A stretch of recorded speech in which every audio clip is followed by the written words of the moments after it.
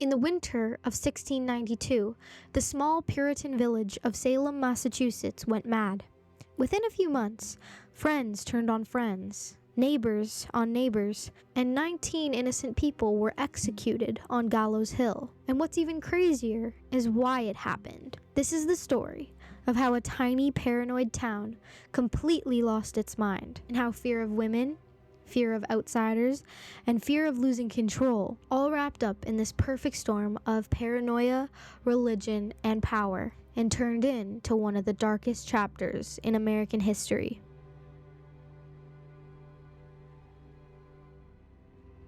To understand the Salem witch trials, you have to understand the Salem village in the 1600s. Salem was a divided community in colonial Massachusetts. About 20 miles north of Boston, it was said to be a miserable place to live in. The settlers were Puritans, strict Protestants who believed life was a constant battle between God and the devil. Anything that went wrong, bad harvest, disease, stillbirth, or even sudden death, all was Satan at work. Salem Village wasn't even united with Salem Town at the time, which is today's modern Salem. The town was coastal, wealthy, and full of traders and merchants. The village was rural and poor and bitter that the town got all the power. They fought over taxes, property lines, and who got to choose ministers. By the 1680s, the community was split down the middle by two powerful families, the Putnams and the Porters. The Putnams wanted strict Puritan rule.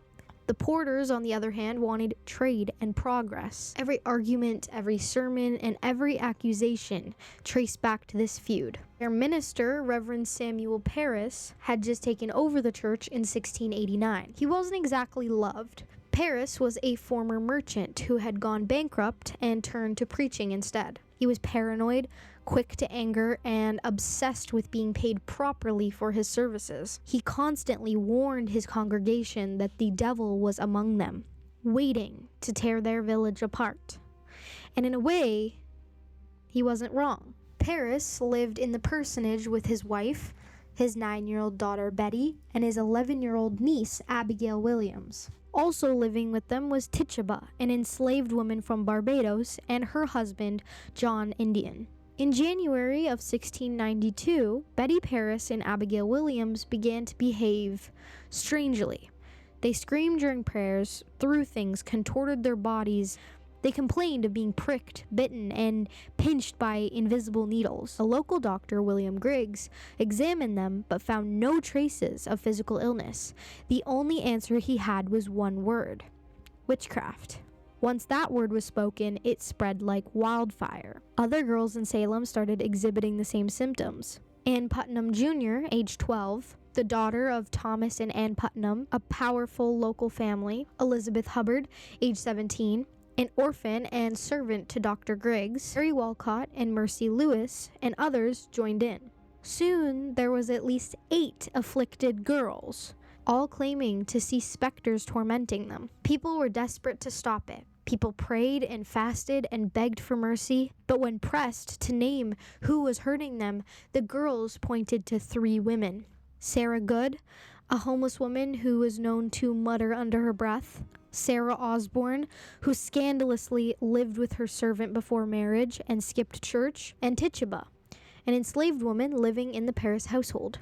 All 3 being outsiders and easy targets. They were all arrested on February 29th, 1692, and they were brought before the magistrates, John Hawthorne and Jonathan Corwin. During questioning, Sarah Good claimed that she was innocent. Sarah Osborne insisted that she was sick and bedridden, and Tituba, under brutal interrogation, confessed. She said, "The devil came to me and bid me serve him."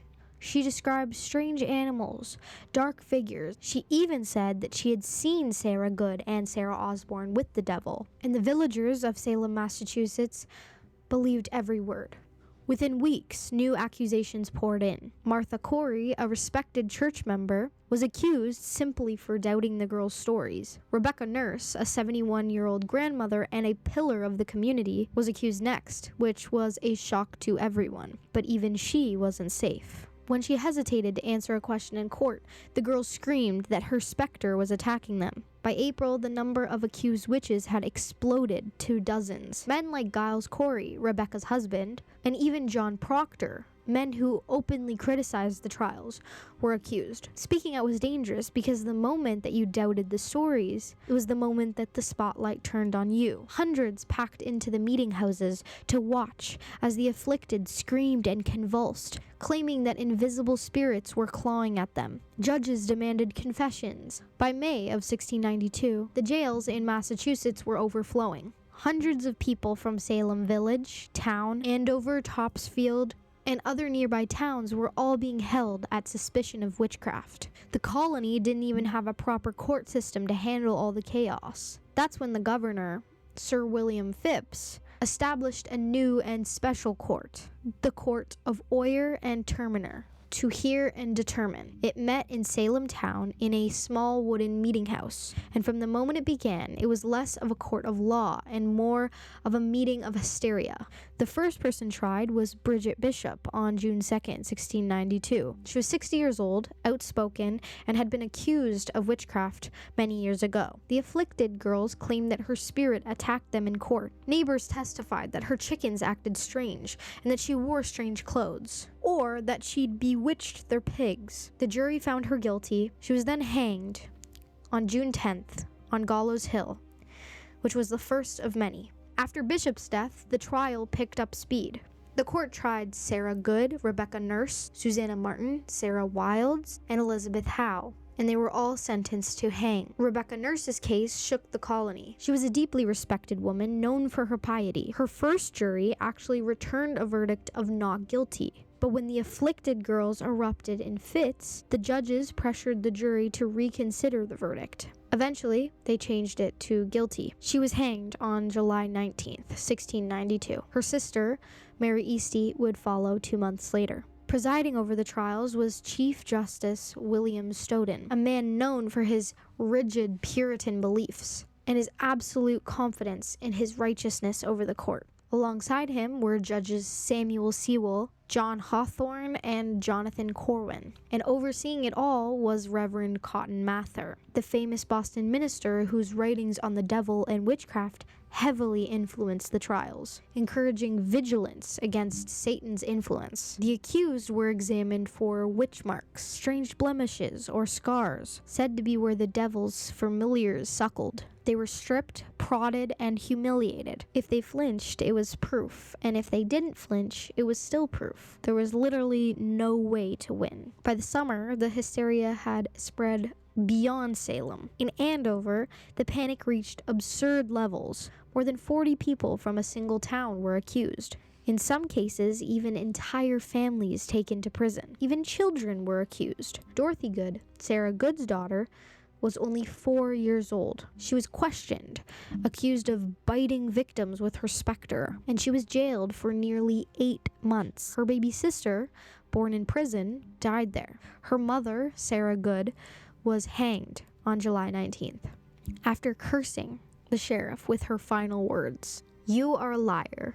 I am no more a witch than you are a wizard, and if you take away my life, God will give you blood to drink." Interestingly, decades later, that sheriff, George Corwin, would suddenly die of internal bleeding. Locals whispered it was the curse being fulfilled. One of the most famous names to emerge from the trials was John Proctor, a well-respected farmer and tavern owner. He openly called the girls liars, claiming that their fits were mere sport. For that, he was accused of witchcraft, along with his pregnant wife, Elizabeth Proctor. Proctor wrote to the clergy in Boston. He begged them to intervene and stop the madness, but it was too late. In August of 1692, he was tried and found guilty. He was hanged on August 19th, alongside George Burroughs, a former Salem minister. Burroughs recited the Lord's Prayer perfectly on the gallows, something witches are believed to be incapable of doing. Spectators then began to doubt the justice of the executions, but Stoughton and the Chief Justice didn't care, and the hangings continued.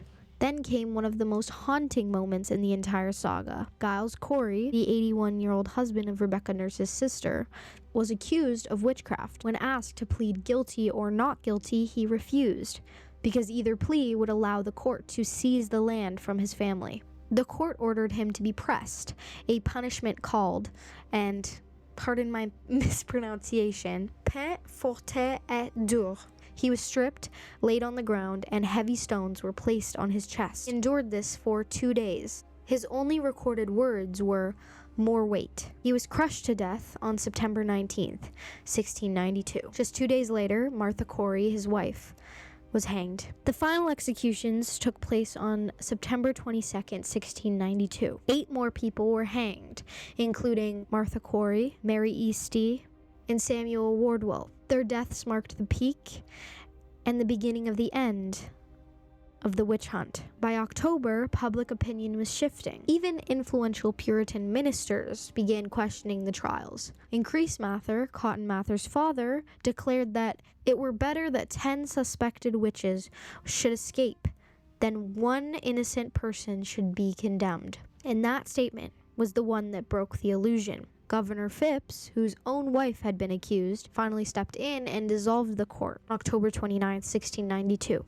By 1693, he ordered that all prisoners should be released. In total, over 200 people were accused. 30 were convicted, and 19 were hanged. 1 man was pressed to death, and several more died in jail awaiting the trial. When the dust settled, Salem was ruined, socially, spiritually, and economically. Families of the executed had lost everything. Their homes, their lands, their reputations. Children were orphaned, churches divided, and the community left to face what they'd done. Within a few years, survivors began to come forward confessing guilt. In 1697, Judge Samuel Sewall stood before his church, dressed in all black, and read a statement begging God for his forgiveness. Even the girls who started it all grew up haunted by what happened. Ann Putnam Jr., one of the main accusers, apologized in 1706, writing, "It was a great delusion of Satan that deceived me.